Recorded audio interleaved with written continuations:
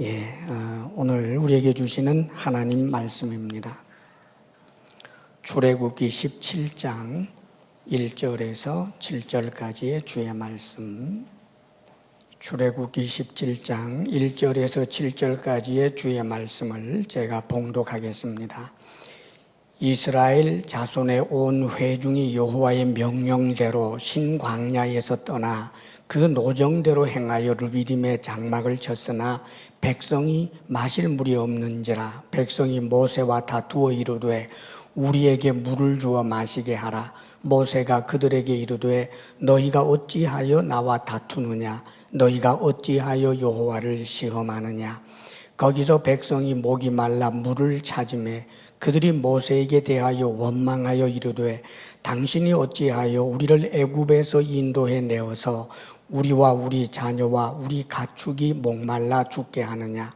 모세가 여호와께 부르짖어 이르되 내가 이 백성에게 어떻게 하리이까? 그들이 조금 있으면 내게 돌을 던지겠나이다. 여호와께서 모세에게 이르시되 백성 앞을 지나서 이스라엘 장로들을 데리고 나일강을 치던 내 지팡이를 손에 잡고 가라. 내가 호렙산에 있는 그 반석 위 거기서 내 앞에 서리니 너는 그 반석을 치라. 그것에서 물이 나오리니 백성이 마시리라. 모세가 이스라엘 장로들의 목전에서 그대로 행하니라. 그가 그곳 이름을 마사 또는 무리바라 불렀으니 이는 이스라엘 자손이 다투었으며 또는 그들이 여호와를 시험하여 이르기를 여호와께서 우리 중에 계신가 안 계신가 하였음이더라. 아멘. 할렐루야. 우리 또 인사하겠습니다. 서로에게 여러분이 줄 수 있는 최고의 미소를 보여주시면서 인사합니다. 사랑합니다. 축복합니다. 사랑합니다. 축복합니다. 사랑합니다. 축복합니다. 또 한 번 더 인사하겠습니다. 오늘 잘 오셨습니다. 하나님 기뻐하십니다. 오늘 잘 오셨습니다. 하나님 기뻐하십니다. 그래, 잘 오셨습니다, 여러분. 메르스인지 메루치인지 그 때문에 예배도 못 드린 데서 말 안 됩니다, 여러분. 잘 오셨습니다.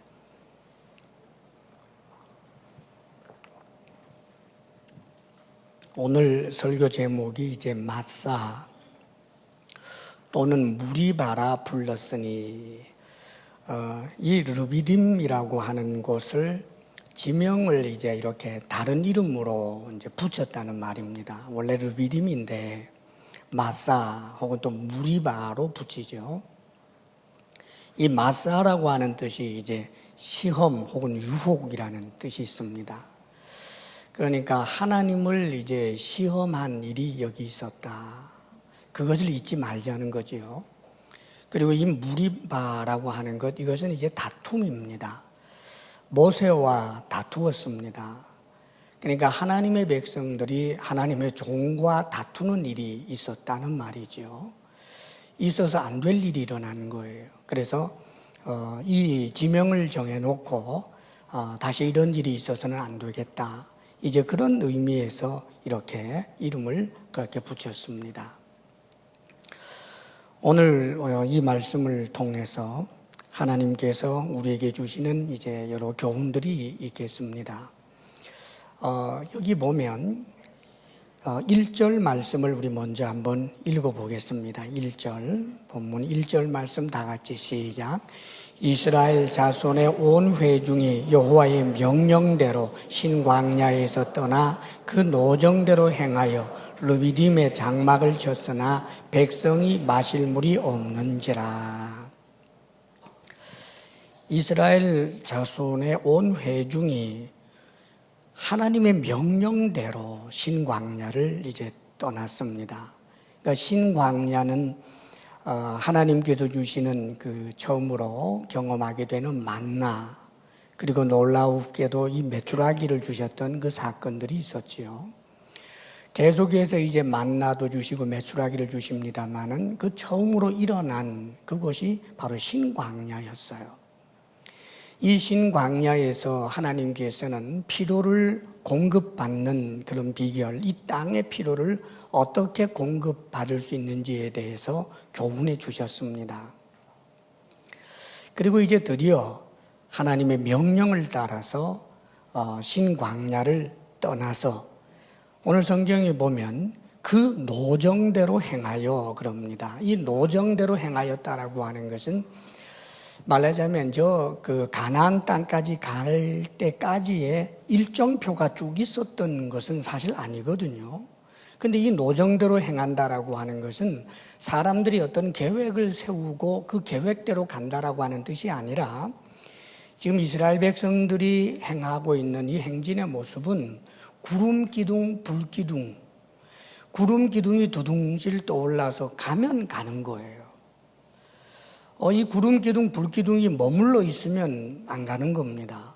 자, 그러니까 하나님께서 이제 그 주의 종인 모세에게 말씀을 하신 것 같아요. 이제 출발하자라고 모세에게 말씀하셨고, 그리고 이제 이 구름 기둥이 두둥실 떠올라서 말하자면 진행을 하니까, 그래서 이제 모세의 지휘를 따라서 온 이스라엘 사람들이 이제 계속해서 행진을 하게 된 것입니다.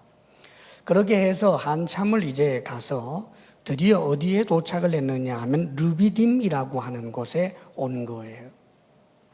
이 르비딤이라고 하는 그 지명 이름 뜻 자체가 원기 회복, 또 쉬는 장소, 이런 이제 뜻입니다.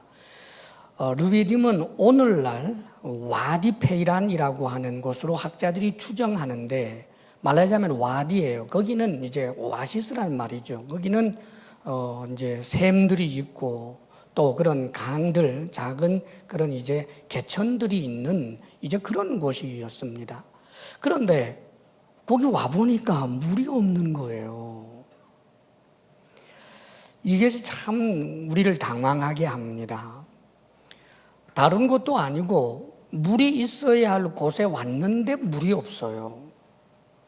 그런데 여기까지 오게 된 이유는 하나님의 말씀을 어겨서 온 것이 아니고 하나님의 명령대로 했잖아요. 하나님의 명령대로 신광야를 떠났고 구름 기둥, 불 기둥이 인도하는 대로 따라와서 도착한 곳인데 지금 한참을 정말 행진해서 아마 이 저녁 때쯤 된 것 같아요. 그래서 이제 장막을 치지 않겠습니까? 여기서 몇 날을 있게 될런지는 몰라요. 그래서 구름 기둥이 머무르니까 거기에서 이제 장막을 치는데 이 엄청난 그런 광야길을 걸어서 목이 말라 죽겠는데 여기는 오아시스라고 알려져 있는 곳인데 와보니까 물이 없는 거예요. 사랑하는 여러분, 우리의 신앙 여정에서 우리를 당황하게 하는 것 가운데 하나가 바로 이런 말씀입니다. 하나님의 명령대로 했을 때는 다 잘 돼야 될 것 같습니다. 그런데 사실은 하나님의 명령대로 했는데도 고난이 올 때가 있단 말이죠. 하나님 명령대로 하게 되면 만사 형통이고 어려운 일들이 전혀 없어야 될 것 같은데 또 어려운 일이란 하나님의 명령대로 하지 않았을 때만 어려운 일이 찾아온다면 그렇다면 좋겠는데 사실은 그렇지 않더란 말입니다. 오늘 이 말씀도 지금 그것을 보여주고 있는 거예요. 신앙생활에서 특별히 우리나라 사람들이 이 샤머니즘적 정서를 늘 깔고 있기 때문에 기복주의 신앙에 빠질 위험이 참 많습니다. 그러니까 주님 잘 믿으면 만사형통한다라고 하는 이것을 하나님 입장에서의 만사형통이지 내 뜻, 내 소원 성취하는 그 만사형통이 아닙니다, 여러분. 궁극적이고 본질적인 의미에서의 만사형통이지 내 소원하는 대로 다 이루어지는 그 만사형통이 아닌데 자꾸 그렇게 생각을 하는 거예요. 그래서 심지어는 이 기복주의 신앙에 잘못 빠져 있으면 성도가 가난하다라고 하면 얼마나 믿음이 없으면 저렇게 가난하게 사는고 그런 소리 합니다. 사랑하는 여러분, 그것은 하나님 앞에 큰 죄를 짓는 거예요.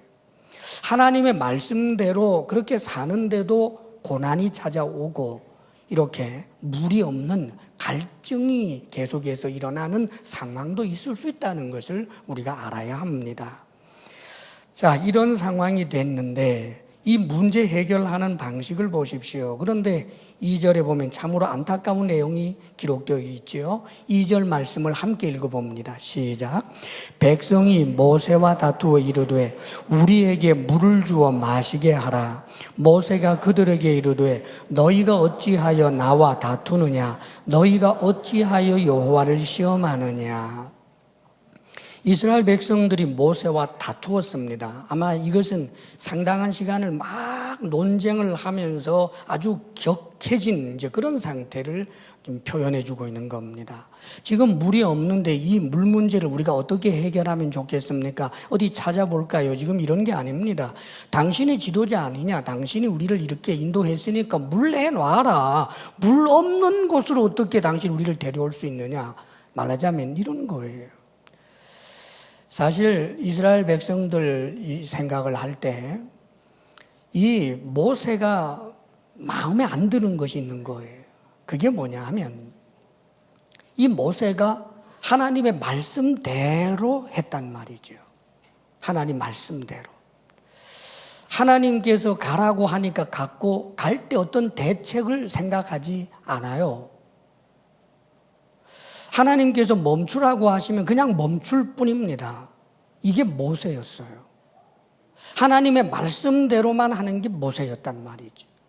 그런데 이스라엘 백성들은 모세의 이런 모습이 싫은 거지요. 이것 때문에 지금 다투는 겁니다. 성도 여러분, 우리가 내 마음속에 다툼이 일어날 때 그 다툼의 본질이 무엇인지를 스스로 좀 살펴봐야 합니다. 오늘 성경에 모세와 이 백성들의 다툼의 본질적인 문제는 물론 물 때문이었지만 물이 없어서 일어난 것이었지만 근본적인 신앙의 색깔과 그 수준이 달라요. 뭐냐 하면 이스라엘 백성들, 보통 사람들, 이 사람들이 생각을 할 때는 하나님의 말씀 그대로 한다라고 하는 것은 대단히 무모하고 어리석고 그것은 굉장히 독선이다라고 하는 그런 사고방식을 갖는 거예요. 오늘날 크리스찬들 중에도 그런 생각하는 사람들 많습니다. 어떻게 하나님 말씀대로 살아? 이 세상을 하나님 말씀대로 사는 것 아니야. 하나님 말씀대로 산다는 자체가 무모한 거고 그건 어리석은 것이고 그건 독선이다. 지도자라고 하는 당신이 어떻게 하나님 말씀만 듣고 하나님 말씀만 따라 하려고 하느냐. 우리 지금 생명이 200만이 달려있는데 하나님 편에 서지 말고 우리 편에 서서 우리 대변자가 돼서 하나님이 출발하자 그러면 하나님 물은요. 하나님 우리가 이렇게 정탐꾼들을 사람들을 말하자면 먼저 이렇게 사람들을 보내서 찾아보니까 물이 이쪽 편에 있다고 하는데 일로 가서는 안 되겠습니다. 불기둥 가는 길 그거 잘못된 거예요. 수정하세요. 이게 더 옳다고 본단 말입니다.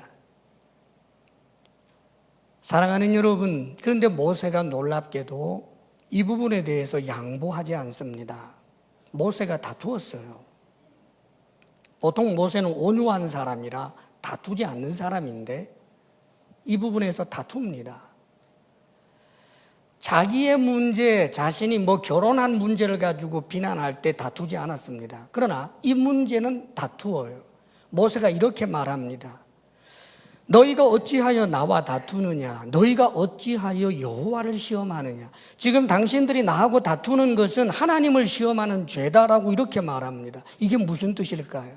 지금 모세는 하나님의 말씀대로 했다는 거예요.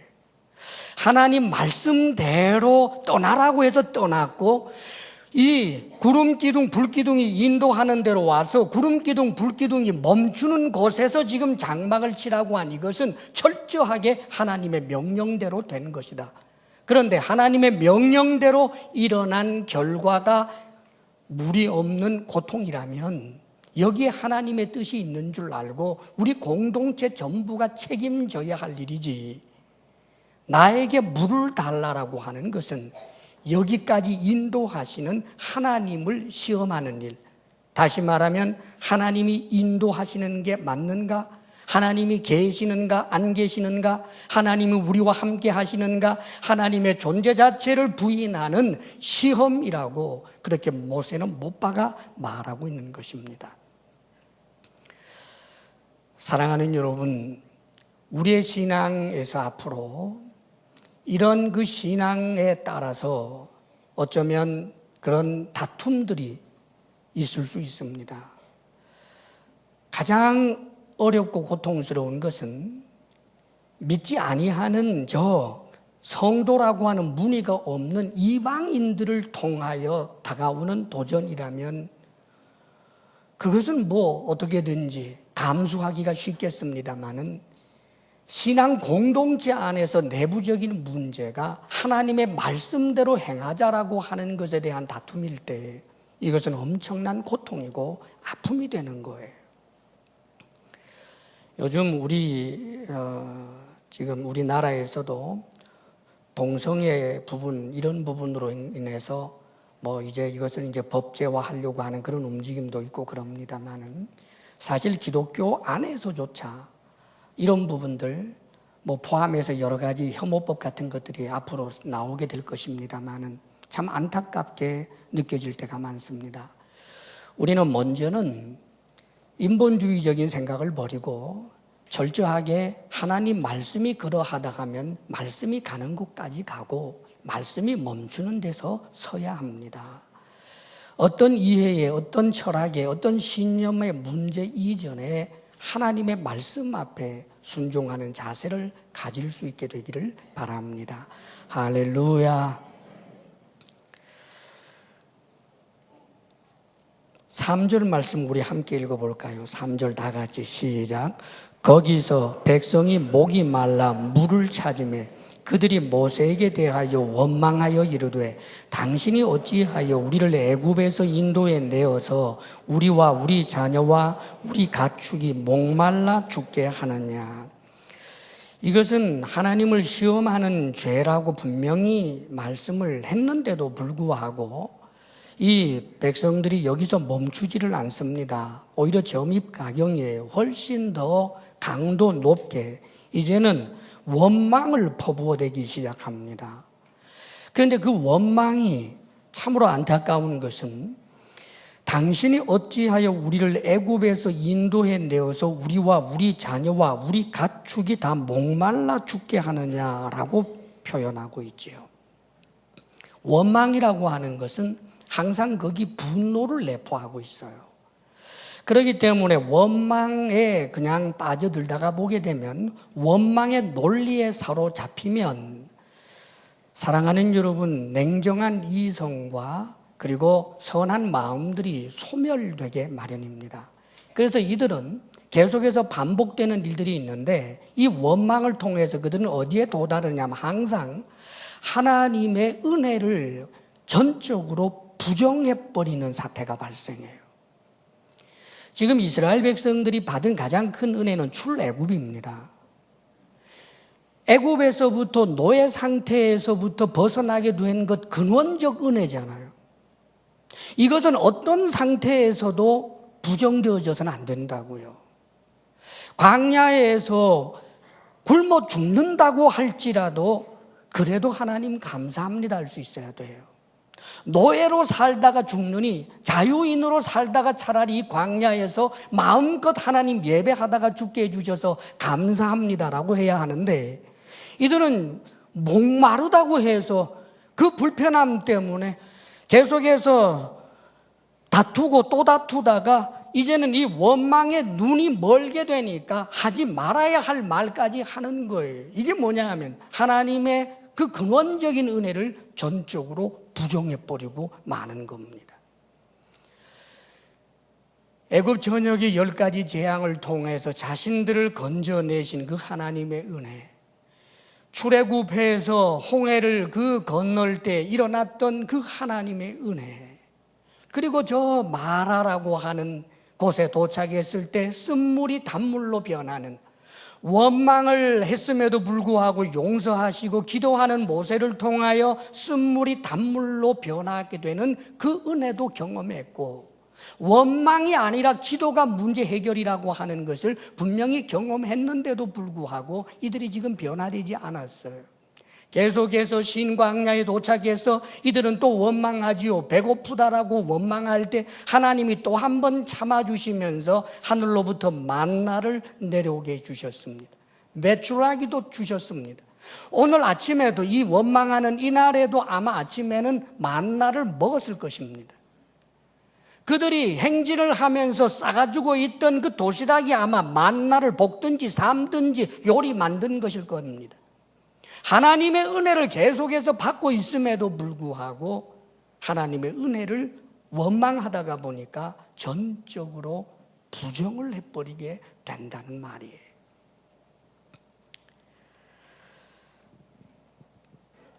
시편 37편 8절에 이렇게 우리를 경계합니다. 분을 그치고 노를 버리며 불평하지 말라. 오히려 악을 만들 뿐이라. 분은 분노할 만한 이유가 있겠지요. 그런데 분노는 그쳐야지.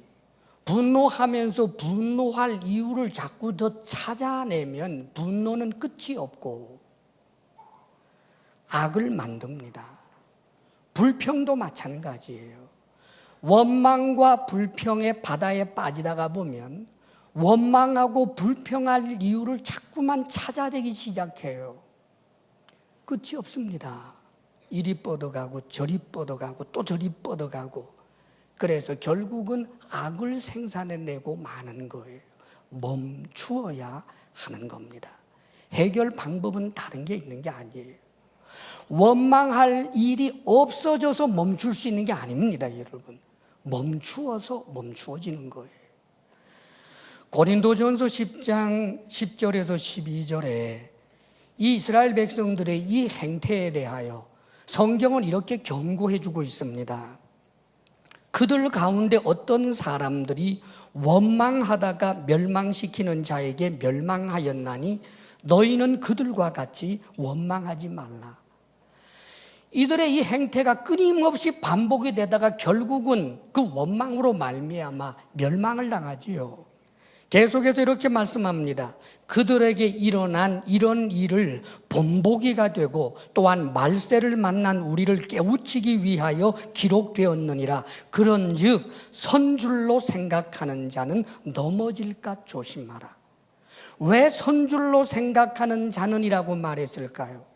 섰다, 즉 나는 대단한 믿음도 있는데 나는 꽤 괜찮은데 지금 원망할 수밖에 없는 이런 이유가 있다라고 하는 논리자를 말하는 거예요. 사랑하는 여러분, 원망은 멈추고 감사할 이유를 찾고 찬송할 이유를 찾아야 합니다.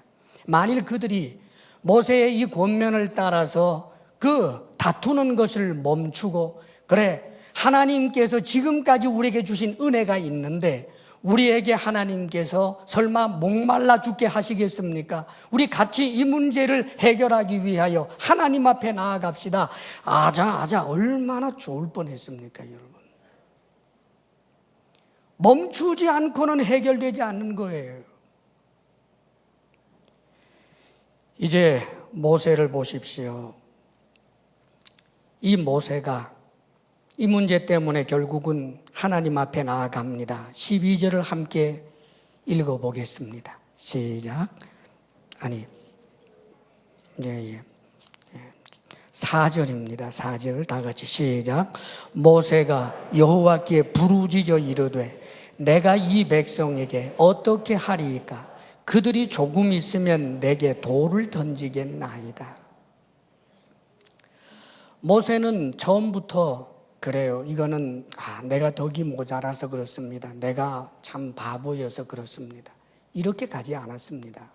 하나님의 말씀대로 행하는 것에 대해서는 절대로 타협하지 않습니다. 그러면서도 그 다툼으로 인하여 그 다툼을 제압하기 위해서 물리적인 어떤 힘을 쓰지 않습니다. 자신을 추종하는 자를 동원하여 싸운 것이 아니라 이제는 하나님 앞에 무릎을 꿇고 기도합니다. 하나님 앞에 기도하는 모세를 통하여 하나님께서는 이 문제를 해결해 주셨습니다. 사랑하는 여러분, 우리는 이런 지혜자가 될 수 있기를 바랍니다. 하나님의 말씀대로 산다라고 하는 이 신념과 이 믿음의 가치는 절대로 부끄럽게 여기지 마십시오. 그러나 내가 아무리 바르고 바른 믿음의 길에 섰다고 할지라도 하나님의 말씀을 말씀으로 말할 뿐 실제로 격투하며 싸우는 것은 아니라는 말이지요. 주의 공동체는 모름지기 그래야 합니다. 교회는 싸우면서까지 할 일은 없습니다. 논쟁할 수 있습니다. 다툴 수 있습니다. 이것이 옳습니다. 저것이 옳습니다. 할 수 있습니다. 그러나 최종적으로 해야 할 일은 하나님 앞에 나아가 기도하는 일입니다. 할렐루야. 기도하는 일을 통하여 하나님께서 이 문제를 해결해 주시는 것입니다. 이제 하나님께서 모세에게 이렇게 말씀하십니다. 5절, 6절 말씀을 함께 읽어보겠습니다. 시작. 여호와께서 모세에게 이르시되 백성 앞을 지나서 이스라엘 장로들을 데리고 나일강을 치던 내 지팡이를 손에 잡고 가라. 내가 호렙산에 있는 그 반석 위 거기서 내 앞에 서리니 너는 그 반석을 치라. 그것에서 물이 나오리니 백성이 마시리라. 모세가 이스라엘 장로들의 목전에서 그대로 행하니라. 하나님께서 모세에게 말씀하셨습니다. 이제 너 그 지팡이를 들고 이스라엘의 그 장로들, 지도자들을 쭉 데리고 말하자면 증인으로 세우라는 거지요. 그리고 어디로 가라고 했느냐면 호렙산으로 가라고 하시는 거예요. 지금 이스라엘 백성들이 있는 이 르비딤에서 호렙산까지 꽤 거리가 됩니다. 근처이기는 하지만 끝까지 가야 되는 거예요. 그러면서 하나님께서는 모세가 잘 알고 있는 바로 그 반석, 큰 거대한 그 반석을 치라. 그리하면 거기에서 물이 나올 것이다라고 말씀을 하셨고, 모세가 그 말씀대로 행함으로 인하여 당연히 물이 흘러 넘쳤습니다. 할렐루야. 오늘 그 내용이 나오지도 않습니다. 왜요? 당연하니까. 모세가 그 말씀대로 했다. 그래서 백성들이 마시게 되었다. 그 말입니다. 그래서 시편에 보게 되면 이 물이 얼마나 많았는지 엄청난 강물을 이루었다라고 표현해 줍니다. 그래서 200만 명이 넘는 이들이 이 물을 마실 뿐만 아니라 나중에 아말렉이 와서 전쟁을 일으키는데 아마 이 엄청난 이 물 때문에 아마 전쟁을 하려고 하지 않았겠나 하는 그런 추정도 해보게 됩니다. 여하간 모세를 통하여 하나님께서 이스라엘 백성들이 그렇게 원하는 물을 아주 넘치도록 풍성하게 주셨습니다. 자, 그렇다면 사랑하는 여러분, 왜 이러시느냐고요? 문제는 주실 거 아깝거리기 전에 주면 되잖아요. 모세하고 다툴 줄 몰라요? 아시지? 그렇죠? 아신단 말입니다. 이 이스라엘 백성들 수준도 아시는데 그 죄 짓지 않도록 거기 다 갔더니 그냥 물이 팍 나와가지고 뭐 와 하고 아이들이 그냥 전부 수영복 차림으로 막 수영하고 뛰놀고 그러면서 그 전원에서 만나 삼겹살 구워 먹듯이 구워 먹고 그럼 얼마나 좋으냔 말이죠. 예수님을 믿고 하나님을 신앙하는 것도 이렇게 즐겁게 할 수 있도록 좀 해주시면 좀 좋겠느냐 그 말입니다. 왜 우리 하나님이 왜 이러셨느냐고요. 사랑하는 여러분, 환경이 내가 원하는 대로 잘 돼서 내가 하나님 앞에 보이는 그 반응은 믿음으로 인한 반응이 아닙니다. 때에 따라 물을 주시기 때문에 하나님 감사합니다. 하나님 감사합니다. 하나님이라고 말했지만 물 때문에 감사하는 거예요. 믿음 아니다 그 말입니다. 우리 하나님께서는 도대체 믿음이 무엇인가를 가르치시려고 하는 거예요. 믿음이 무엇입니까? 믿음은 인내가 없으면 믿음이 아니에요. 하나님께서 나를 인도하신다라고 하는 그 믿음이 있다면, 하나님께서 내 필요를 공급하여 주신다라고 하는 믿음이 있다면 끝까지 하나님을 향하여 원망하지 않고 불평하지 않고 믿음으로 인내해내야 하는 것입니다. 그게 믿음입니다. 인내 없는 믿음은 믿음이 아닙니다. 주님께서 누가복음 21장 19절에도 말씀하시를 너희의 인내로 너희 영혼을 얻으리라 라고 말씀하십니다. 주님을 믿는데 그 믿음이 단발마적이고 일회적인 그런 믿음으로는 안 된다는 거예요. 믿음에는 지속성이 있어야 한다는 거지요. 좋을 때, 잘 될 때 믿을 뿐만 아니라 잘 안 될 때, 뜻대로 되지 않을 때도 믿는 거예요. 홍해를 가를 때 믿을 뿐만 아니라 홍해가 갈라지지 않고 뙤약볕 아래에서 움켜쥐고 배고픈 것 움켜쥐고 목이 말라서 갈증이 나도 하나님 좋으시다라고 믿을 수 있을 때 그게 믿음이라는 말입니다. 우리 하나님께서는 이런 믿음만을 참 믿음이라고 하는 거예요. 히브리서 10장 36절에서도 너희에게 인내가 필요함은 너희가 하나님의 뜻을 행한 후에 약속하신 것을 받기 위함이라. 그렇습니다. 하나님 약속, 인내 없는 믿음으로는 못 받아요. 인내가 없다, 그것은 사실은 믿음이 아닙니다. 하나님 사랑이신 것을 제가 믿어요. 그랬더니 내가 원하던 일이 이루어지지 않았습니다. 하나님이 날 사랑하신다는 거 다 거짓말이에요. 이게 믿음입니까? 믿음은 반드시 인내가 동반되어야 된다 그 말입니다. 끝까지 믿는 믿음, 그것을 하나님께서는 원하시는 거예요. 자, 하나님께서 이렇게 문제 해결을 지도하는 모세를 통하여 해결을 해 주셨는데, 사실 이 내용은 우리들에게 더 깊은 의미를 던져주고 있습니다. 우리 하나님은 얼마나 좋으신 하나님인지, 단순히 이들에게 지금 목마른 것 해결해 주는 것, 그것만이 아니라 더 근원적이고 더 중요한 구원에 관한 교훈을 우리에게 해주고 계십니다. 6절 말씀 가운데 여러분이 잘 보시면 이렇게 기록이 되어 있지요. 하나님이 말씀하십니다. 내가 호렙산에 있는 그 반석 위 거기서 내 앞에 서리니 라고 표현하십니다.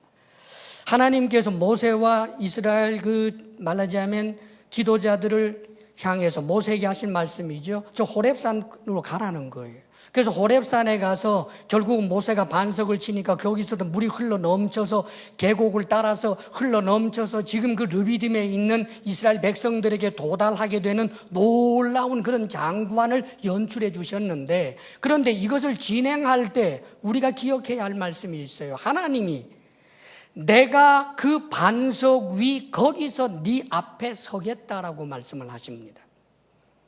여기서 내 앞에 서겠다라고 하시는 이 말씀의 용례가 구약 성경에 보면 굉장히 아주 특이합니다.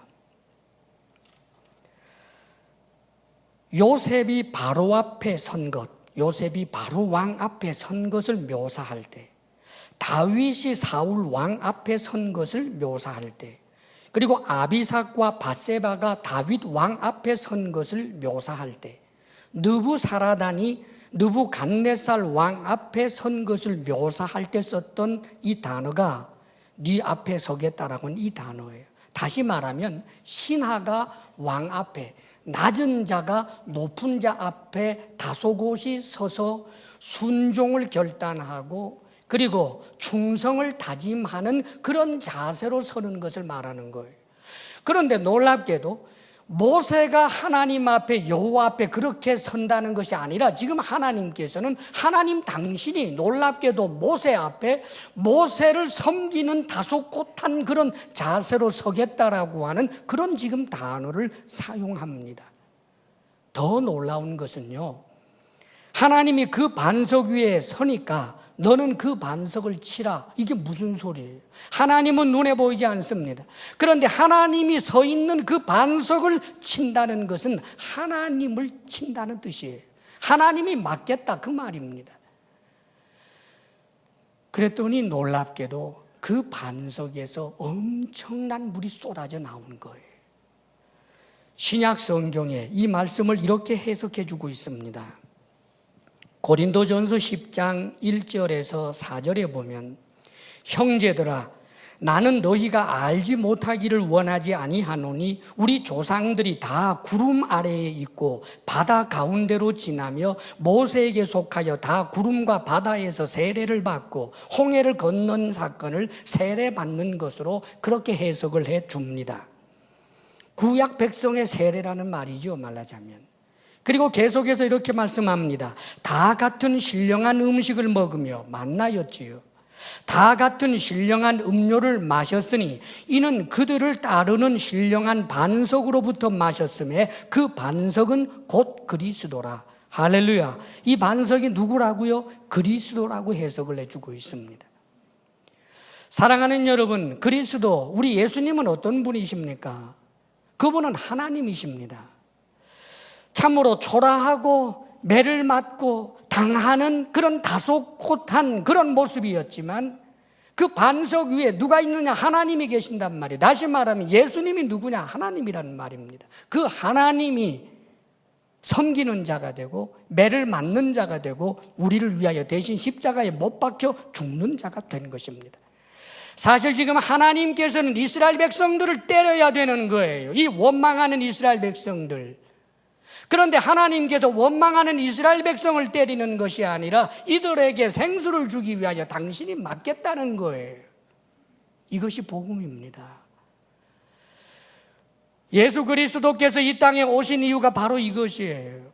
하나님이 사람이 되셨습니다. 그래서 그분이 우리에게 매를 맞으시고 죽임을 당하시고 그리하여 그 결과로 우리에게 영원히 목마르지 아니할 생수를 주신 분이 바로 그리스도이신 것입니다. 오늘 이 본문의 사건은 신약의 예수 그리스도의 십자가의 구속 사건을 예표하는 너무나 소중한 말씀인 것입니다. 사랑하는 여러분, 지금 이스라엘 사람들 이 반석에서 나오는 물을 마셨지요. 그러나 이 물 마신 후에 얼마 후에 또 목마를 것입니다. 그러나 신약에 등장하게 된 우리 예수 그리스도를 통하여 우리에게 주시는 그 물은 영원히 목마르지 아니할 물인 것입니다. 할렐루야. 그래서 예수님께서 말씀하십니다. 누구든지 목마르거든 내게로 와서 마시라. 나를 믿는 자는 성경의 이름과 같이 그 배에서 생수의 강이 흘러나오리라. 그렇습니다, 여러분. 우리 예수님, 그리스도이신 예수님께서는 우리에게 이 갈증의 문제를 근원적으로 해결해 주시는 거예요. 우리 주님께서는 인간이 가지고 있는 이 갈증의 문제를 해결해 주시는 하나님이십니다. 우리 인간은 갈증을 갖고 있습니다. 갈증이 있다는 것은 곧 결핍을 말하는 거예요. 우리 인간은 하나님께서 창조하셨을 때 낙원을 허락하여 주셨고 그 에덴 동산에서 우리는 결핍이 없었습니다. 사랑의 결핍도 없었고 먹을 것에 결핍이 없었고 관계에 결핍이 없었고 하나님이 함께하면서 아무런 결핍이 없는 존재가 우리 인생이었습니다. 하나님의 형상을 따라 지음받은 소중하고도 존귀한 그 존재는 하나님을 닮아서 영원성까지 갖고 있는 그런 존재였습니다. 그러나 인간이 죄를 지음으로 말미암아 결핍을 가지게 됩니다. 하나님을 소유할 수 없고 하나님과 단절되게 되었을 뿐만 아니라 사랑의 목마름을 언제나 가질 수밖에 없고 물질도 그 무엇도 그 어떤 것 하나도 우리에게 만족을 줄 수 없는 존재가 되어버리고 말았습니다. 전날에 우리 예수님께서 수가성의 물길로 나온 여인하고 대화를 하지요. 여인에게 물을 달라고 했더니 여인이 유대 남자가 왜 나한테 물을 달라고 합니까? 예수님 하시는 말씀입니다. 내가 누군 줄 알았더라면 너는 나에게 오히려 물을 달라고 했을 것이다. 그러자 그 여인이 픽 우지요. 당신이 누군데요? 이 우물을 만든 분은 우리의 조상 야곱이신데 당신은 야곱보다도 더 큰 분이라는 말입니까? 그러자 주님이 말씀을 하십니다. 내가 주는 물을 마시는 자는 영원히 목마르지 아니하리라. 그리고 이 여인과 더 대화를 나눕니다. 이 여인과 깊은 대화 가운데 결국은 이 여인은 우리 주님을 믿게 되지요. 그리고 그 여인이 가졌던 근원적 갈증의 문제가 해결되었습니다. 이 여인이 가졌던 갈증이 뭐였을까? 본인도 스스로 속고 있었던 갈증이 있었습니다.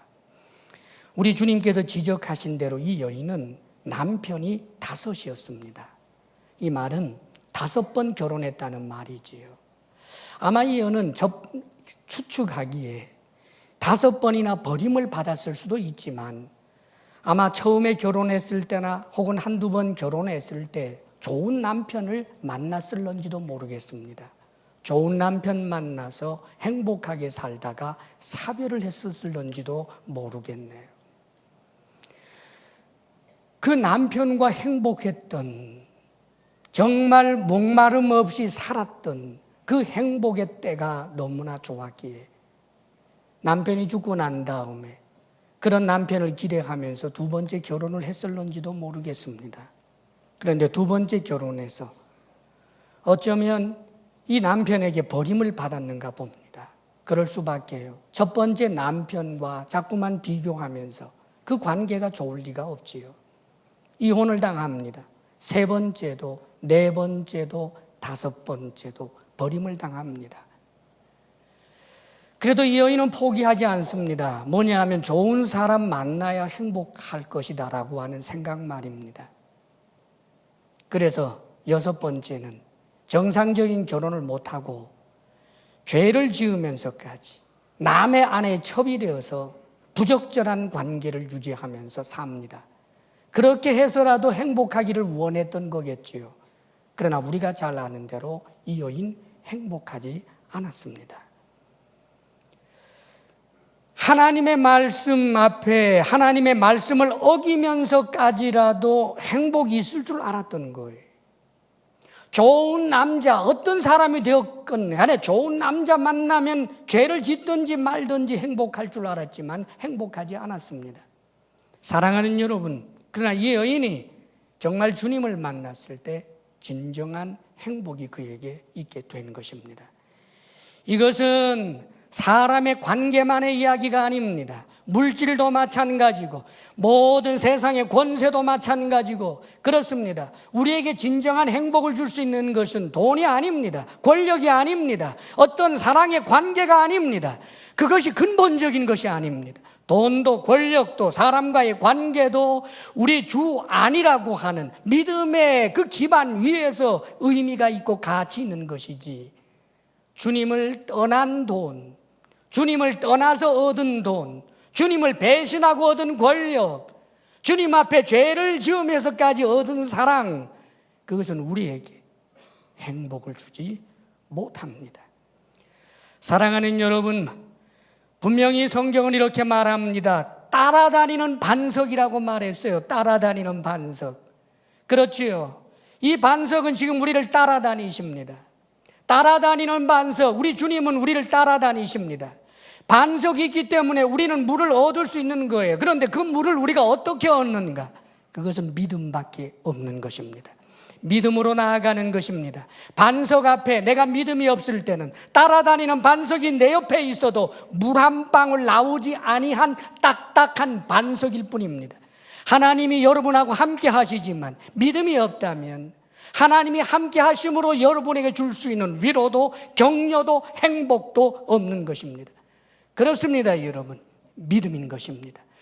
우리 주 예수 그리스도를 온전히 믿고 그 믿음이 현재 진행형이 되고 인내하는 믿음이 되고 그 어떤 경우에도 하나님을 등지지 아니하는 그런 믿음을 갖게 될 때 우리는 때마다 날마다 생수를 얻게 되는 것입니다.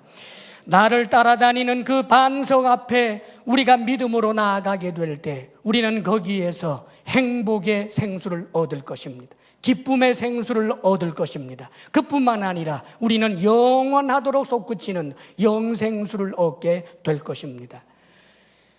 주 예수 그리스도를 향한 믿음을 견고하게 세우시기를 주의 이름으로 축복합니다. 기도하겠습니다. 이 시간 간절한 마음으로 주님 앞에 결단하며 기도하겠습니다.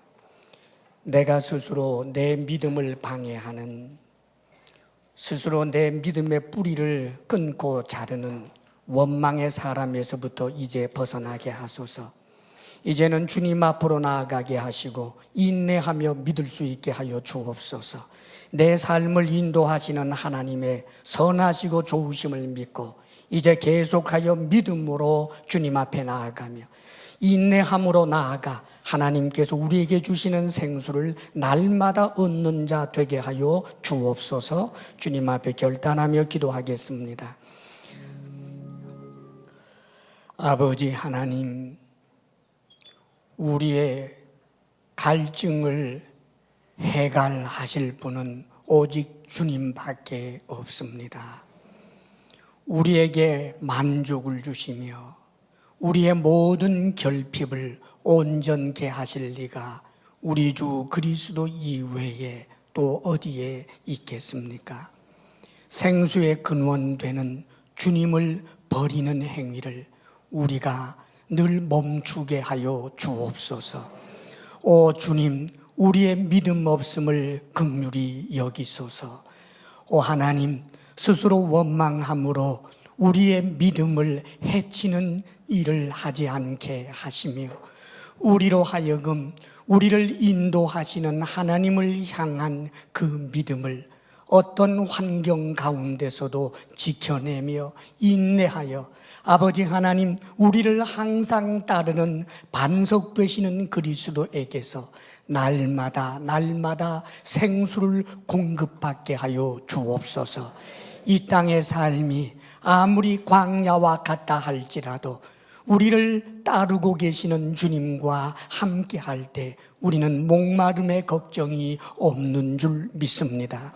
영원한 하늘나라 가는 그때까지 우리가 생수 얻기에 합당한 믿음 있는 자들 되게 하여 주옵소서. 주의 사랑하는 이들이 하나님 앞에 감사함으로 예물을 올려드립니다. 하늘과 땅을 창조하신 하나님께 누가 드리겠으며 하나님이 없는 자처럼 받으시겠습니까마는 우리가 드리는 작은 것, 이 미천한 것을 받아주시오니 감사합니다. 아버지여, 우리의 드림에 우리 스스로를 돌아보니 우리의 허물이 있을지라도 주의 보혈로 덮어 용서하시며 우리의 편손을 부끄럽게 마옵시고 받아 주옵소서. 아버지 하나님, 우리 성도들에게 일터의 복을 주셔서 주의 말씀을 따라 일할 때 필요를 따라 공급하여 주옵소서.